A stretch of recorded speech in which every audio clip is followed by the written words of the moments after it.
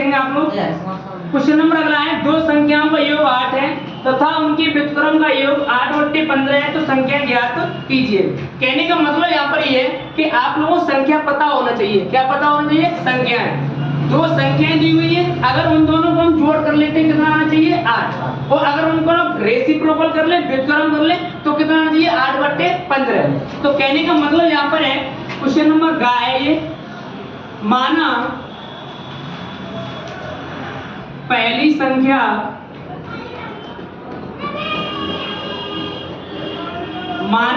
संख्या बराबर x, दूसरी संख्या बराबर बेटा y।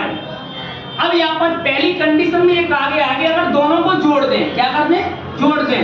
फर्स्ट कंडीशन यहाँ पर लिख देंगे आप लोग, x प्लस y बराबर कितना है बेटा हमारे पास? 8। इसको इक्वेशन नंबर फर्स्ट लेंगे। क्या देंगे? Equation number first.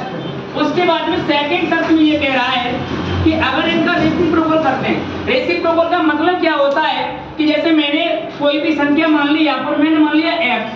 क्या मान लिया मैंने? x। अगर मैं x के बट्टे 1 मान लूं, कोई फर्क पड़ेगा क्या? नहीं पड़ेगा ना।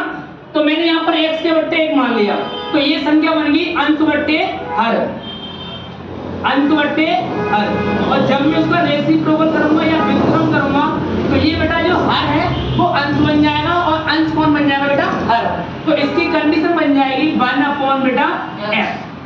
तो दूसरी कंडीशन में यहाँ पर लिखेंगे सेकंड शर्त। क्या लिखेंगे बेटा? सेकंड शर्त। सेकंड शर्त में कह रहा है इन दोनों का व्युत्क्रम।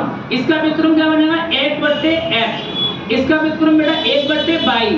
इन दोनों का व्युत्क्रम का योगफल कितना बेटा? 8/15। 8/15। इन दोनों का लेंगे एलसीएम। एलसीएम मतलब होता है वह छोटी से छोटी संख्या जो दी गई संख्याओं से पूरी तरह विभाजित हो जाती है, उसे हम एलसीएम या लघुत्तम समापवर्तक कहते हैं। एलसीएम में क्या करते हैं हम लोग? मिल रहा है उसको भी ले लेते हैं और नहीं मिल रहा है उसको भी ले लेते हैं। तो अब यहाँ पर हमारे चरपद है, दोनों चरपदों का एलसीएम हो जाएगा x × y। जब हम भिन्न को हल करते हैं, भिन्न की दो कंडीशन होती हैं। वे भिन्न जिनके हर समान होते हैं उनमें अंशों का योग कर देते हैं और हर जो करते उतार देते हैं। वे भिन्न जिनके हर अलग अलग होते हैं उनमें हम दोनों हरों का क्या करते हैं बेटा? एलसीएम लेते हैं। अब यहाँ पे क्या करेंगे? हर का भाग देंगे हर में। x का भाग x में एक बार जाएगा ना तो क्या रह जाएगा? y। y का भाग y में क्या रह जाएगा बेटा?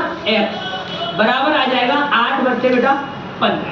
अब आप यहाँ पर हल करेंगे, देखो दोनों संख्या पॉजिटिव है ना, दोनों संख्या पॉजिटिव है तो x को पहले लिख लो, y को बेटा बाद में लिखेंगे क्योंकि अल्फाबेट क्रम के अनुसार।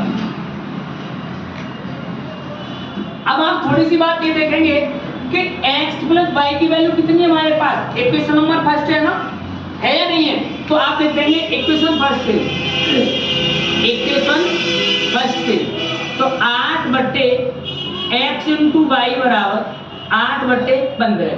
8 से 8 कैंसिल हुआ ना तो 15 × 15। तो ये बन यहाँ पर नया पॉइंट ये बन जाएगा x × y बराबर 15। x × y बराबर 15। अब हमारे पास इस सवाल को हल करने के लिए दो तरीका है। दो तरीका ये है कि पहले तरीका ये है x + y हमारे पास है और जब तक x - y नहीं होगा तब तक ये क्वेश्चन हल नहीं होगा। परंतु हमने एक क्वेश्चन पढ़ी है, अगर दो मूल दिए हुए हों, कितने मूल दिए? 2। अगर दो मूल दिए हुए होते हैं तो वहां पर सूत्र लगाते हैं x² - α + β × x + α × β बराबर 0। निकाल लेंगे हम लोग यहाँ से, आ जाइएगा। दो मूलों से मिलकर बना द्विघात समीकरण।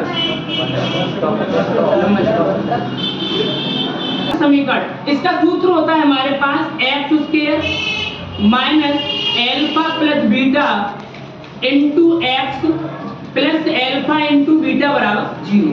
यहाँ पर द्विघात समीकरण की बात कही गई है इसलिए हमने 0 लगाया है। अगर द्विघात समीकरण न कहकर के बहुपद कहता तो हम 0 बराबर नहीं लगाते। बात समझ पा रहे हैं आप मेरी बात को? अब यहाँ पर लगाएंगे x² माइनस कितना योगफल दोनों का 8x और ये कितना दिया बेटा 15 बराबर 0। अब हमें क्या करना होता है? द्विघात समीकरण को हल करने के दो नियम होते हैं। होते हैं, पहले पद का मल्टीपल करके तीसरे वाले पद में 15x उसके बनेगा ना। अब दूसरा नियम ये होता है 15 को ऐसे दो भागों में तोड़ेंगे, उन दोनों को जोड़ दें तो माइनस का 8x, वो उन दोनों का गुणा कर ले तो कितना प्लस का 15, 5 दिया 5 और 3 8 बनेगा ना। एक फैक्टर बन जाएगा x स्क्वायर माइनस का 5x माइनस 3x प्लस 15 बराबर, इन दोनों में से x कॉमन है ना, x minus 5 minus 3 x minus बेटा 5 5 15, एक फैक्टर बनेगा x माइनस 3, दूसरा फैक्टर बनेगा बेटा x माइनस 5 बराबर 0। दोनों की कंपेयर करेंगे 0 के बराबर, x माइनस 3 बराबर 0, x बराबर बेटा 3, x माइनस 5 बराबर 0, x बराबर बेटा 5। दोनों वैल्यू आ गई हमारे पास। अब इन दोनों को एक बार यूज करो। यूज करने का मतलब ये है कि इन दोनों को जोड़ो, 5 प्लस 3 कितना होता है 8। उत्तर की जांच कर रहे हैं हम लोग, आंसर हमारा सही है या गलत है। 5 और 3 8 हुआ, पहली कंडीशन राइट है। दूसरे वाले में क्या करेंगे, एक वैल्यू x की है एक वैल्यू y की है, तो 1/3 प्लस 1/5, दोनों का एलसीएम 15 रहेगा ना, फिर 5 दिया 8/15 मैच खा रहा है ना इससे, तो हमारा आंसर बिल्कुल राइट है। यहाँ पे हमारे पास दो संख्या निकल आएगी, पहली संख्या 3 और दूसरी संख्या 5। हाँ वो कोई दिक्कत नहीं, अगर यार दोनों मान लो PQ में बात एक ही बनेगी, ठीक है ना, बता लीजिएगा इसको आप अपन।